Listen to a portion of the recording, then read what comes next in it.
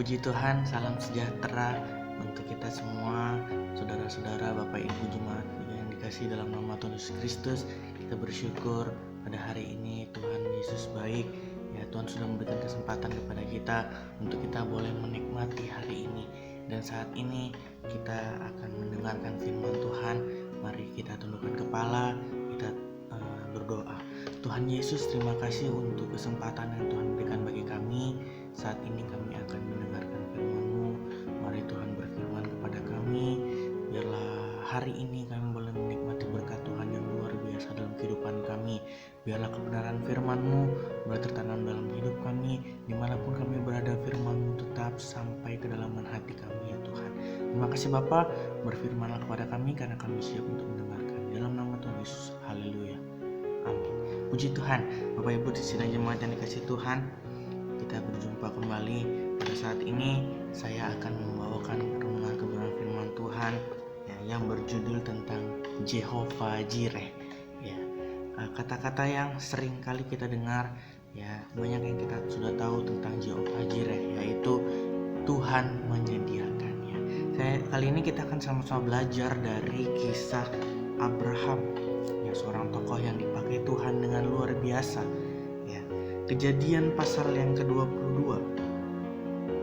Kejadian pasal yang ke-22 ayat yang ke-14. Bapak Ibu boleh membuka Alkitab di rumah dan kita sama-sama membacakan, dan saya akan membacakan untuk Bapak Ibu Saudara semuanya. Kejadian pasal 22 ayat 14. Dan Abraham menamai tempat itu Tuhan menyediakan. Sebab itu sampai sekarang dikatakan orang, di atas gunung Tuhan akan disediakan. Puji Tuhan. Kejadian pasal 22, kalau Bapak Ibu melihat dari ayat yang pertama sampai ayat yang ke-19, ini bagaimana kepercayaan Abraham, imannya Abraham itu diuji oleh Tuhan. Ketika Abraham menantikan seorang keturunan, Ishak. Ishak ini adalah anak penantiannya Abraham. Anak yang sangat dinanti-nantikan. Setelah 100 tahun lamanya Abraham menunggu untuk mendapatkan keturunan.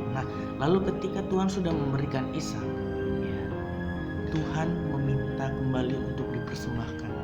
Ishak itu sebagai korban persembahan. Di sini Tuhan menguji Abraham. Apakah Abraham taat? Apakah Abraham dengan imannya, dengan kerelaan hatinya memberikan sepenuhnya kepada Tuhan? Karena dia sudah diberikan pada apa yang Abraham inginkan, Tuhan sudah berikan. Apakah Abraham ingin tetap apakah Abraham itu tetap mengingat kebaikan Tuhan dalam kehidupannya? Lalu kalau Bapak Ibu baca keseluruhan, pada akhirnya Abraham taat kepada Tuhan.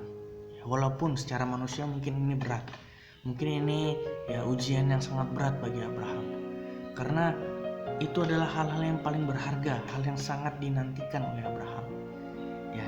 Abraham taat. Lalu ketika Abraham sudah mempersiapkan semuanya, hendak menyembelih Ishak, Tuhan menyediakan korban pengganti. Karena Tuhan Bapa kita tidak mau Abraham itu menyembelih Ishak, tetapi Bapa merelakan anaknya yang tunggal, yaitu Tuhan Yesus yang mati bagi kita, menebus setiap dosa dan pelanggaran kita. Ini adalah berkat Tuhan. Ini adalah kejadian yang luar biasa yang Abraham alami dalam kehidupannya. Setelah dia menerima mujizat, setelah dia menerima keturunan, dia juga menerima berkat-berkat baru dalam kehidupannya. Anak yang dikasihnya itu Tuhan bilang jangan disembelih, karena Tuhan sudah menyediakan domba penggantinya. Di sini Allah menguji. Bagaimana juga kita aplikasikan dalam kehidupan kita. Ketika permasalahan dalam kehidupan kita itu muncul, mungkin situasi dalam kehidupan kita buruk, ekonomi kita menurun, pekerjaan kita mungkin berhenti, atau keadaan keluarga kita sedang kacau, diperhadapkan dengan berbagai masalah secara pribadi. Tuhan ingin menguji kita. Mungkin kita menanti-nantikan jawaban doa dari Tuhan. Tuhan belum menjawab doa kita. Tuhan tidak pernah berkata tidak untuk setiap doa-doa kita. Karena kita melihat bahwa Abraham ini adalah tokoh yang sangat luar biasa. Dia dikatakan bahwa Bapa orang beriman. Disinilah Tuhan menguji imannya Abraham. Apakah sungguh-sungguh Abraham ini menggunakan imannya? Apa yang menjadi permasalahan, kebutuhan mungkin? Ya, ada yang menjadi kebutuhan, keperluan Bapak Ibu Saudara jemaat Tuhan. Tetap taruh iman kita kepada Tuhan. Jangan lari ke tempat yang lain. Tetap bersandar, tetap percaya sama Tuhan. Ya, karena ketika kalau Bapak Ibu tahu dalam Kejadian pasal yang pertama ayat yang pertama, pada mulanya itu Tuhan menciptakan langit bumi ini kosong, belum ada isi-isinya, gelap gulita. Ya, kalau Bapak Ibu baca Kejadian pasal yang pertama, 6 hari lamanya Tuhan menciptakan dunia ini. Ya, hari pertama, hari kedua, hari ketiga, hari keempat, kelima, dan keenam. Dan hari ketujuh Allah beristirahat untuk menyempurnakan semua. Pada mulanya kosong, belum ada apa-apa. Betapa luar biasanya Tuhan, betapa dahsyatnya Tuhan, dari yang tidak ada apa-apa menjadi ada. Begitu juga dengan kehidupan kita. Mungkin kita saat ini belum ada apa-apa. Ya, mungkin permasalahan kita begitu berat. Keadaan ekonomi kita menurun. Dari yang tidak ada apa-apa itu, ketika kita berharap kepada Tuhan, Tuhan akan menyediakan. Dia Jehovah Jireh. Tuhan akan memberikan kepada kita. Ya. Nah, ketika Tuhan sudah membentuk, pada hari yang ke-6, ketika Tuhan sudah menciptakan manusia, dikatakan Tuhan membuat manusia itu dari debu dan tanah. Tuhan tidak hanya berfirman, dari hari pertama sampai hari yang kelima, hari yang ke-6, Tuhan di situ berfirman, Tuhan berfirman jadilah, Tuhan berfirman jadilah. Nah, di hari yang ke-6 Dia menciptakan kita. Tidak hanya Dia berfirman, tapi Dia juga yang membentuk kita. Dia juga bertindak, Dia juga mengadakan mujizat. Dia juga ikut serta membentuk kita seturut dan segambar dengan rupa Allah. Nah, ketika kita dibentuk dari debu dan tanah, manusia itu masih ke dalam keadaan mati. Namun di situ Dia menghembuskan nafasnya. Artinya Dia memberi kehidupan. Begitu juga dengan kita hari ini. Kita boleh ada, kita boleh bernafas. Itulah berkat Tuhan. Berkat Tuhan bukan hanya sekedar materi, bukan hanya sekedar uang, bukan hanya sekedar kebutuhan-kebutuhan pribadi. Tapi nafas kehidupan kita pun itu adalah berkat Tuhan. Apakah kita masih bersyukur pada Tuhan saat ini? Dan bukan hanya sampai di situ saja. Dalam perjalanan kehidupan umat-umat Tuhan, banyak anak-anak Tuhan, contoh tokoh-tokoh dalam Alkitab, hingga kita pun juga merasakan pertolongan Tuhan. Pertolongan yang tidak pernah terlambat, yang tidak pernah habis dalam kehidupan kita. Saya ambil contoh waktu Tuhan menyertai bangsa Israel. Waktu Tuhan memilih Musa untuk memimpin bangsa Israel untuk keluar dari tanah Mesir menuju tanah perjanjian. Bagaimana ketika bangsa Israel itu nggak bisa keluar karena ada laut merah. Lalu ketika itu Tuhan berfirman dan bangsa Israel itu bisa melalui laut merah itu.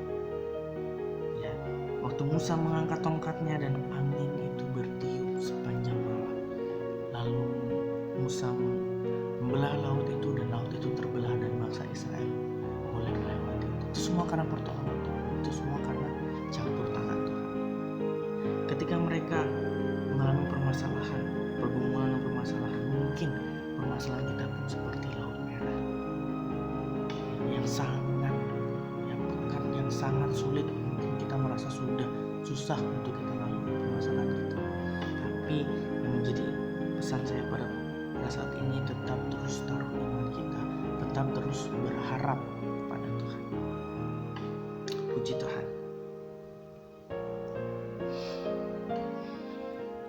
Nah, ketika dunia ini sedang mengalami permasalahan yang luar biasa, kecemasan, ketakutan ada di mana-mana, seperti yang kita hadapi saat ini, virus corona yang sudah berbulan-bulan lamanya berlalu. bagaimana saat ini membuat kita ini tetap membuat kita ini khawatir, membuat kita ini merasa kehilangan iman kita. Tetapi yang menjadi pesan saya bahwa tetaplah kuat di dalam Tuhan. Segala permasalahan kita ya tetap kuat di dalam Tuhan. Karena Tuhan yang akan memberikan kekuatan kepada kita. Ya, jangan khawatir. Ya, di dalam Matius pasal yang ke-6 ayat yang ke-25 sampai 34 di sana tentang kekhawatiran. Ketika Bapak Ibu merasakan kekhawatiran, Bapak Ibu boleh baca itu. Bapak Ibu baca dan lihat, Tuhan berkata jangan khawatir apa yang kita makan, minum, pakai. Ya, burung-burung di udara, bunga-bunga di taman aja Tuhan pelihara. Apalagi kita, ya, burung-burung dia nggak bisa ngapa-ngapain. Tapi kita anak-anaknya, kita bisa menyembah Dia, kita bisa memanggil Dia Tuhan. Tuhan pasti akan pelihara kita. Jangan khawatir tentang makan, minum, dan pakai kita. Tuhan akan mencukupkan semuanya. Segala permasalahan kebutuhan kita, Tuhan akan mencukupi. Ya, di tengah situasi saat ini kita jangan berharap lebih. Jangan kita saya mau ini, saya mau itu. Jangan kita memikirkan hal-hal yang merasa itu duniawi, yang melebihi kekuatan kita, yang sebenarnya kita tuh nggak sanggup menerimanya, tapi kita meminta. Mari Tuhan itu akan mencukupkan segala kebutuhan kita, akan mencukupi segala kebutuhan kita.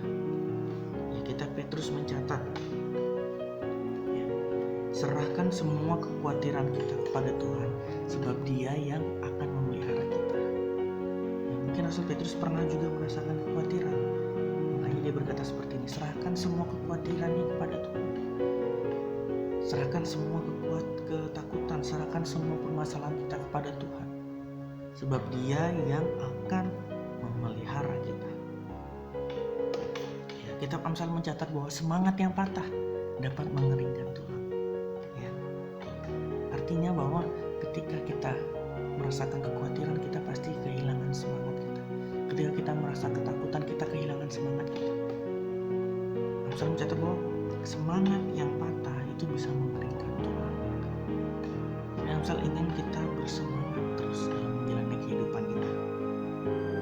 Amsal juga mencatat bahwa kalau kita tawar hati di waktu masa kesesakan, kalau kita tawar hati, kalau kita khawatir, kalau kita cemas di waktu masa kesesakan, di waktu ada permasalahan dalam kehidupan kita, ketika kita tawar hati, maka kecillah kekuatan kita. Ya, inilah pesan bagi kita saat ini. Ya. Nah, kita belajar dari Abraham saat ini. Ya. Sebelum dia menerima berkat yang luar biasa yang Tuhan berikan, yaitu Ishak dan lain sebagainya, banyak hal-hal yang Abraham terima. Apa yang harus ia lalui? Yang pertama, sebelum ia menerima berkat yang besar, yang pertama, ia diuji oleh Tuhan dengan keadaan terburuk. Bagaimana 100 tahun dalam kehidupan ia menantikan seorang keturunan, Ishak. Ya, waktu mendapatkannya lalu, tapi Tuhan minta kembali. Secara manusia, Tuhan kenapa seperti itu? Saya baru menerima anak ini Tuhan, tapi kenapa Tuhan minta? Inilah keadaan terburuk Abraham kala itu. Tapi Tuhan saat itu sedang membentuk karakter, sedang membentuk imannya Abraham. Apakah dia taat kepada Tuhan? Dan pada akhirnya Abraham merelakan Ishak dan dia taat kepada Tuhan. Karena dia taat, karena dia lebih mementingkan Tuhan.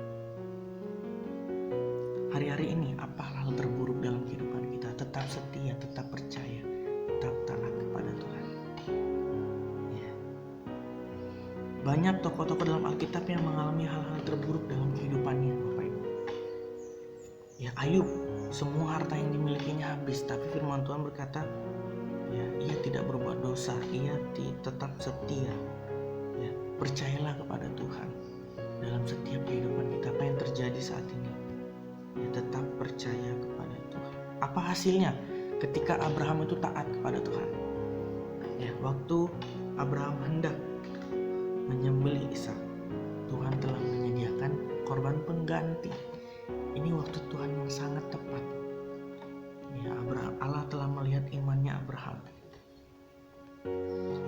waktu kita ya taat walaupun keadaannya sulit, lakukan saja bagian kita. Kita tetap taat sama Tuhan.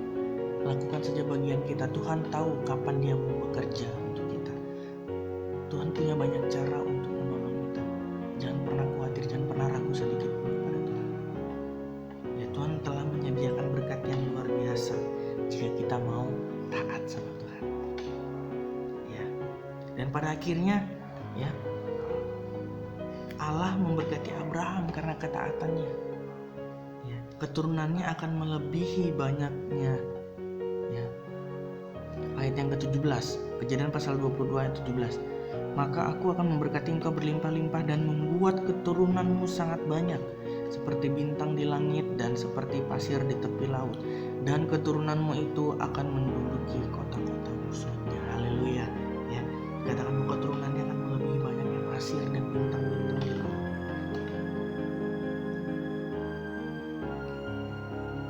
Ya, kita buka ayat terakhir kita dalam Roma pasal yang ke-8.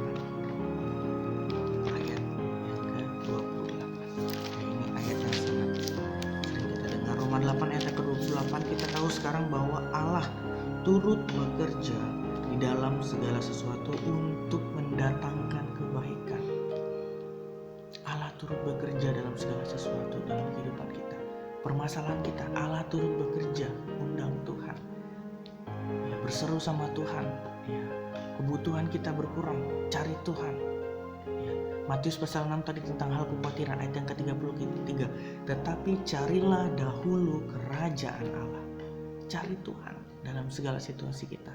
Kita khawatir, cari Tuhan langsung. Carilah dahulu kerajaan Allah dan kebenarannya. Ya. Mereka mendatangkan kebaikan bagi mereka yang mengasihi Dia, yaitu bagi mereka yang terpanggil sesuai dengan rencana Allah. Tuhan akan bekerja dalam kehidupan kita. Tuhan akan mencukupkan segala apa yang kita perlukan, apa yang kita butuhkan saat ini.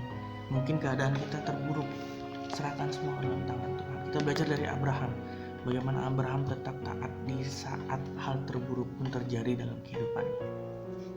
Ya, tetap terus setia kepada Tuhan, tetap terus andalkan Tuhan, tetap semangat, dan Tuhan akan memberkati kita, Tuhan akan menolong kita semua. Puji Tuhan, ini pesan firman Tuhan bagi kita semua, dan mari kita tundukkan kepala, kita akan berdoa kepada Tuhan.